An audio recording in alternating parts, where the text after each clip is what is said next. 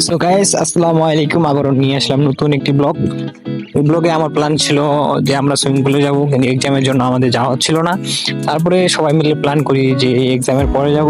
তাই সবাই প্ল্যান মতো সেই এক্সামের শেষ দিন আমরা সুইমিং পুল যাওয়ার জন্য প্রস্তুত হয়ে যাই এবং কি একটি অটো নিয়ে যাওয়ার পথে দুই একটা শট নিই। এবং তারপর আমরা চলে আসি সেই সুইমিং পুলের সামনে। সুইমিং পুলের সামনে আসে দুই একটা শট নিলাম। এখানে আমরা ঢুকলাম। তারপর আমি গেট দিয়ে ঢুকলাম। ঢোকার পর দেখতেছিলাম অনেকে গোসল করতেছে এবং কি ওয়েদারটা অনেক সুন্দর ছিল।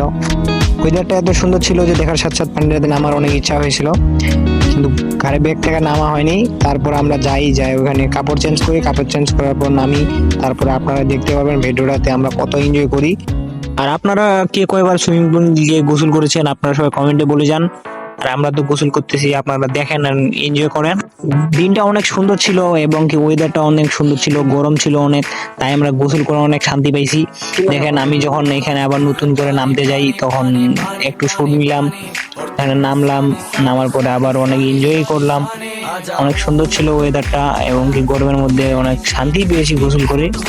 একটা মজার বিষয় হচ্ছে কি, যখন আমি আবার এখানে নতুন করে লাফ দিতে যাই তখনই দেখলে বুঝতে পারবেন, আমি যখন লাফ দিই সাথে সাথে আমার ক্যামেরাম্যান যে ছিল সেও পানিতে লাফ দেয়। আমাদের ফোন ওয়াটারপ্রুফ থাকায় ফোনের কিছু সমস্যা হয় না।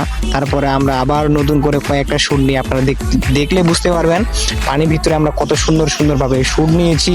শুটগুলো অনেক সুন্দর হয়েছিল এবং ফোন ওয়াটারপ্রুফ থাকায় আমরা অনেক সুন্দরভাবে পানির ভিতরেও পিক তুলছি। পানির ভিতর যে ওয়েদারটা ছিল জাস্ট দেখার মতো। আমরা অনেক মজাই করছি, পানিটা অনেক ঠান্ডা থাকায় আমরা গরমের মধ্যে অনেক শান্তি পেয়েছি।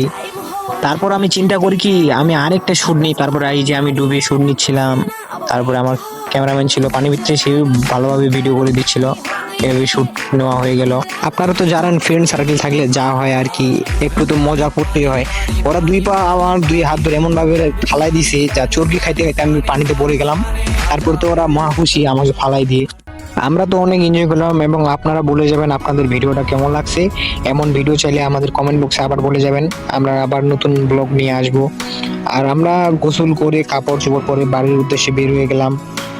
আর আপনারা অবশ্যই কমেন্ট করে জানাবেন ভিডিওটা কেমন হয়েছে, আবার সামনে নতুন ব্লগ নিয়ে আসবো নাকি আপনার কমেন্টে ভালো করে বলে যান। আমরা এইভাবে বের হয়ে গেলাম বাড়ির উদ্দেশ্যে। আল্লাহ হাফেজ, ভালো থাকবেন সবাই।